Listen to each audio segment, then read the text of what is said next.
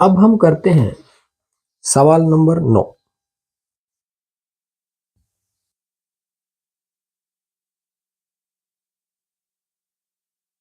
$10.2। सबसे पहले हम डायग्राम बनाते हैं।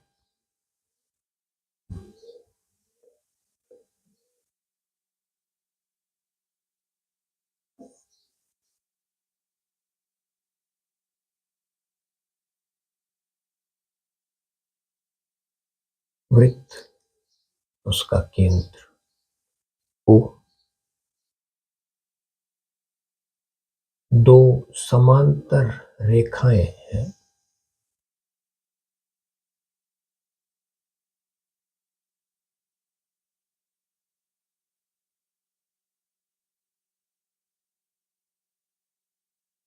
ये दोनों रेखाएं समांतर हैं।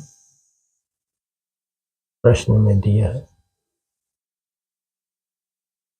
x, y और x डैश, y डैश। ये लाइन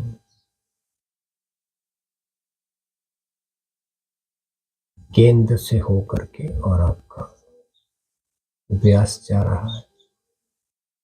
ये बिंदु P, ये बिंदु Q। अब एक स्पर्श रेखा है,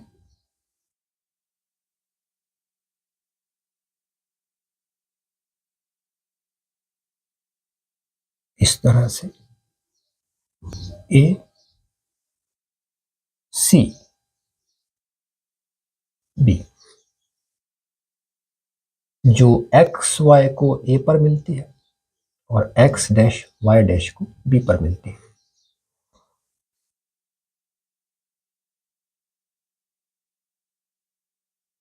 ओ ए दिया है आपको और ओ बी दिया है। अब समझते हैं प्रश्न।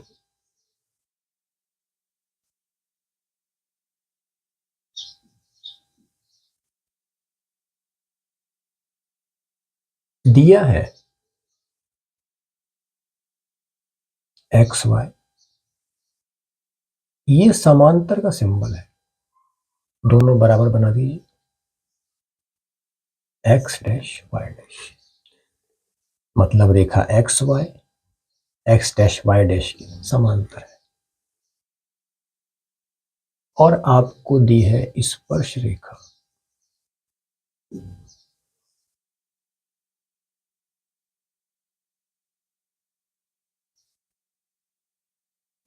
ए सी बी। सिद्ध आपको क्या करना है,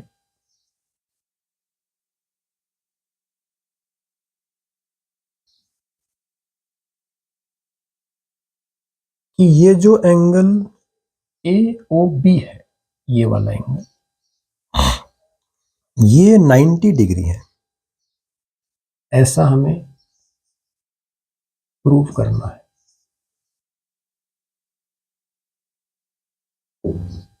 90 डिग्री। अब रचना,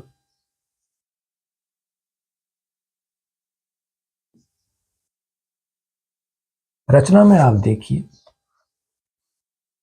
इसे तो रख देते हैं, कि बिंदु O को बिंदु C से मिलाया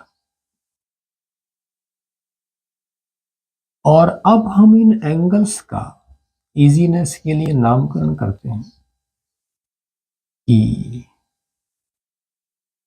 ये जो एंगल है पूरा PAC, इसे हमने नाम दिया एंगल 1 और QBC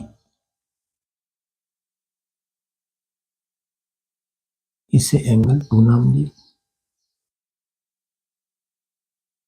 इस एंगल को एंगल 3, इसको एंगल 4। इससे आपको बहुत आसानी रहेगी। आप देखिए, ये नंबर 5 और ये नंबर 6, तो हम रचना में मेंशन कर देते हैं।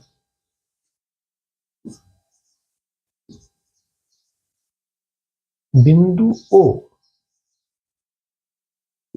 को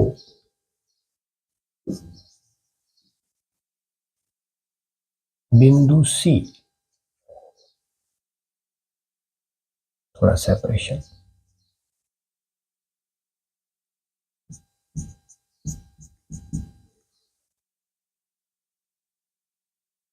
से मिलाया। ये तो एक काम हो गया। दूसरा काम हम लिखते हैं,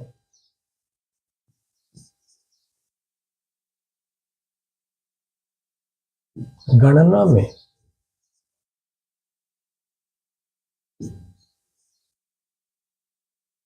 सुविधा के लिए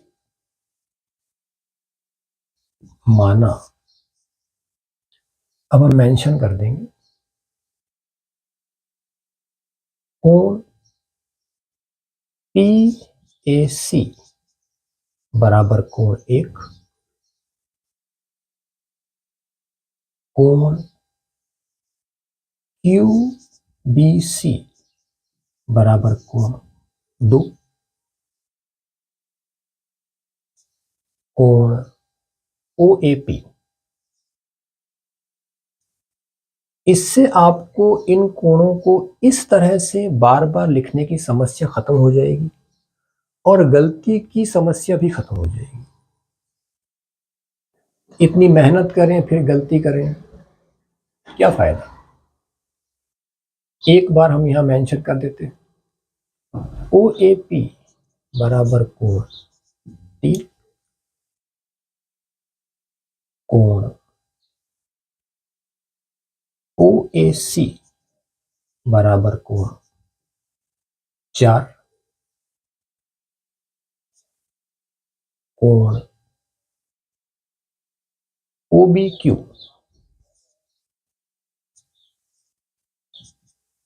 बराबर कोण 5 और कोण OBC बराबर कोण 6। ये सब हमने यहां मेंशन कर दिया। अब आगे बढ़ने से पहले मैं आपको सवाल मतलब किस तरह से करते हैं उसका तरीका बताता हूं। देखिए, आपसे पूछा गया है एंगल AOB के बारे में, मीन्स ये जो आपका एंगल है इसके बारे में पूछा गया है। इस एंगल तक पहुंचने के लिए हमें इस ट्रायंगल AOB में एंगल 4 और एंगल 6 की हेल्प लेनी होगी। उसके लिए हमें त्रिभुजों को सर्वांगसम करना होगा। तो अब हम आगे बढ़ते हैं और इस तरह का फंडा आप किसी भी सवाल में अप्लाई कर सकते हैं, तो उससे आसानी रहती है।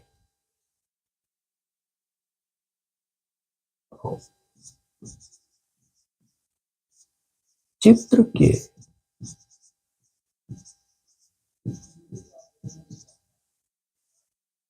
अनुसार हम लेते हैं त्रिभुज OAP तथा त्रिभुज OAC।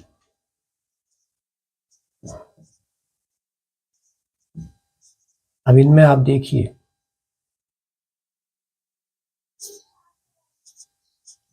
OP बराबर OC, ये भी त्रिज्या और ये भी त्रिज्या, तो ये बराबर होंगी। रीजन हम लिख देंगे यहां पे,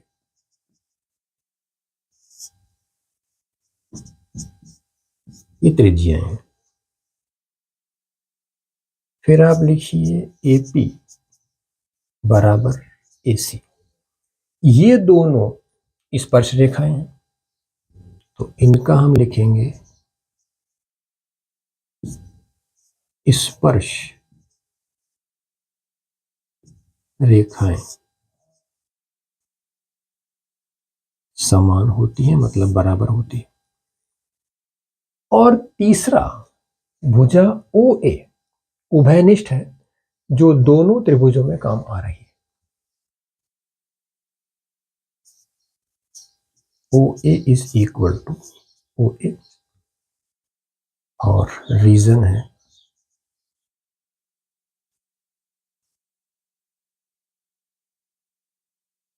उभयनिष्ठ भुजा।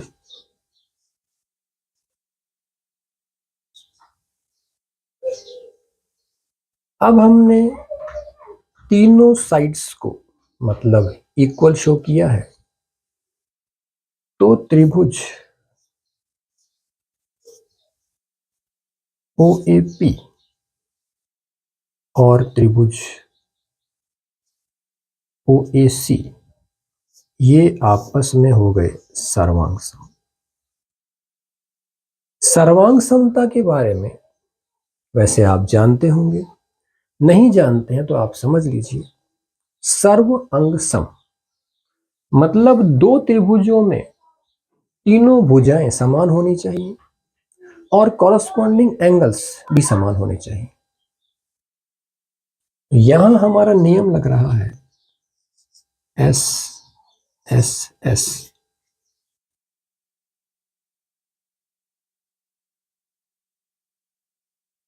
सर्वांग समता।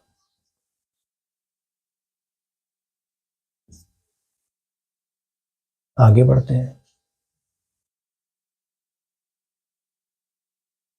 अब जब ये दोनों त्रिभुज सर्वांग सम हो गए तो कोण 3 और कोण 4 ये बराबर होंगे, इसलिए कोण 3 बराबर कोण 4।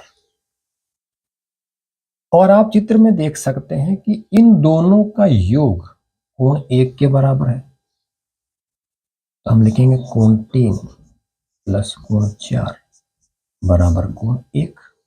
ये सब जो किया जा रहा है वो मैंने बताया था आपको, एंगल 4 तक पहुंचने के लिए हम कर रहे हैं। तो अब यहां पर हम एंगल 4 लिख देंगे, इज इक्वल टू एंगल 1। यहां चाहे तो आप मेंशन कर दीजिए angle 3 is equal to angle 4।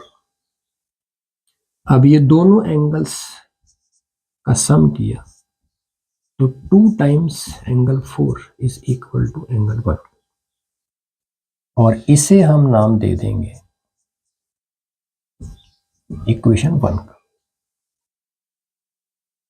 अब हम लिखेंगे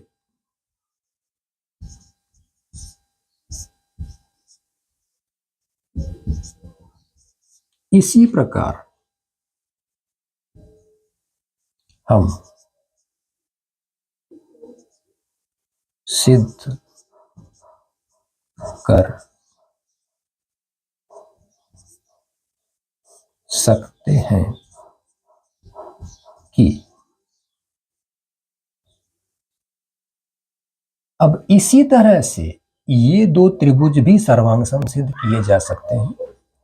तो आप लिखिए त्रिभुज OBQ ये सर्वांग सम होगा त्रिभुज OBC के। एक बात तो ये हुई, और दूसरी बात हम इसके जो मतलब कॉरस्पॉन्डिंग है वो लिख देंगे, 2 times angle 6 is equal to angle 2। बार बार आपको इस तरह से मतलब सेम संक्रिया जो है उसे बार बार करने की आवश्यकता नहीं है, नंबर नहीं कटेंगे। फिर भी अगर आप करना चाहें तो कर सकते हैं, मगर एक बात का ध्यान रखिए, एग्जाम में टाइम फिक्स होता है। अगर आप एक क्वेश्चन को ज़्यादा समय देते हैं तो वहीं ये मानकर चलिए ये आपका दूसरा क्वेश्चन छूट रहा है। अब जो रास्ता आप अपनाना चाहें अपना सकते हैं। तो इसके बाद हम आगे बढ़ते हैं, यहाँ करते हैं।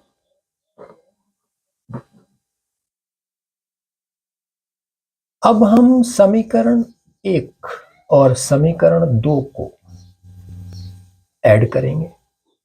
तो लेफ्ट हैंड साइड और राइट हैंड साइड उन दोनों को ऐड करेंगे। राइट हैंड साइड में आप देखिए कि कोण 1 प्लस कोण 2, इन दोनों कोणों का मान 180 डिग्री आएगा। उसका कारण है एक नियम कि समांतर भुजाओं के मध्य अंतः कोणों का योग 180 डिग्री होता है।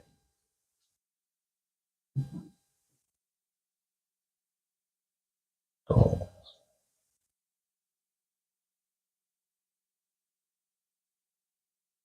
समीकरण 1 प्लस समीकरण 2, इनको हमने जोड़ा तो लेफ्ट हैंड साइड हमारे पास में आई 2 times angle 4 plus 2 times angle 6 is equal to, अब right hand side angle 1 plus angle, तो अब 2 times angle 4 plus angle 6 is equal to, इन दोनों की जगह हमने लिख दिया जैसा मैंने आपको बताया था 180 डिग्री, और यहां उसका रीजन हम लिख देंगे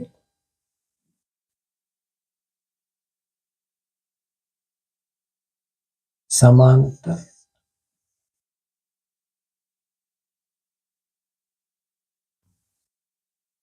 भुजाओं के मध्य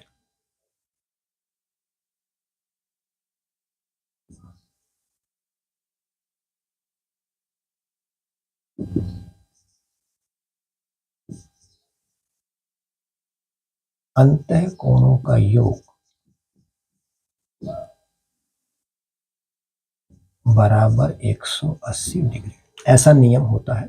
आप समझ लीजिए, ये दो समांतर भुजाएं जा रही हैं, उनके बीच अंतः कोण मतलब अंदर वाले, तो ये एंगल 1 और ये एंगल 2, इन दोनों का सम आपका 180 होगा। अब आप उत्तर के बहुत नजदीक हैं, तो angle 4 plus angle 6 is equal to 180, ये 2 यहां डिवाइड में और ये 90, तो एंगल 4 प्लस एंगल 6 की कंबाइंड वैल्यू आपके पास में आ गई 90 डिग्री, और इसे हम इक्वेशन 3 का नाम दे देते हैं।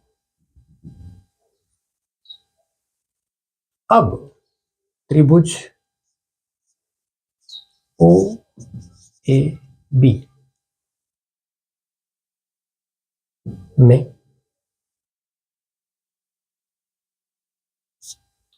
एंगल ए ओ बी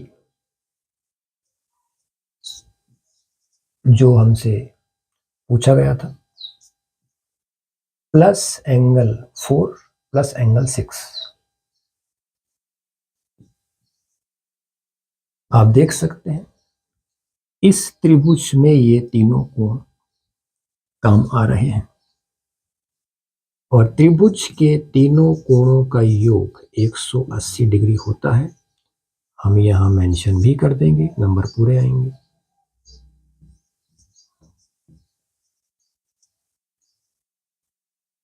त्रिभुज के कोणों का योग बराबर 180 डिग्री, ये as it is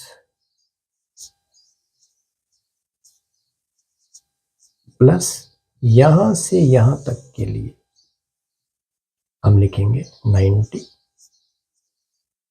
is equal to 180 और फिर इसके लिए यहां मेंशन कर देंगे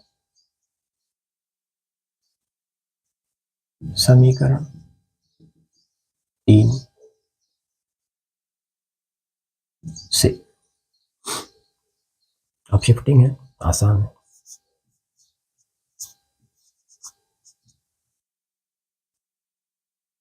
-180 -90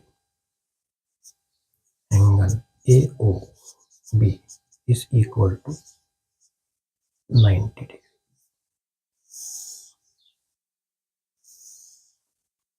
ये आपका सिद्ध हुआ।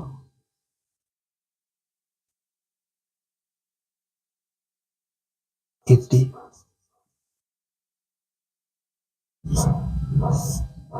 सिद्धम।